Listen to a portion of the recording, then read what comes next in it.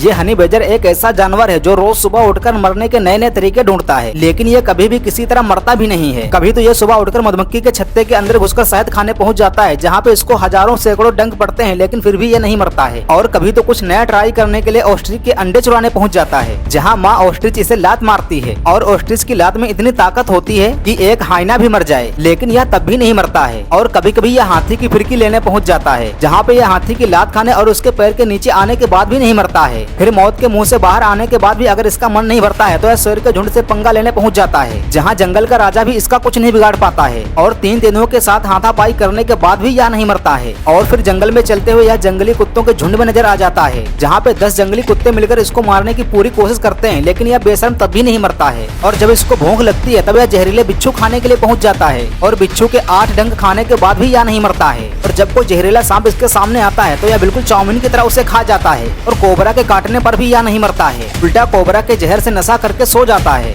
और अगली सुबह फिर उठकर मरने का नया तरीका ढूंढने निकल पड़ता है।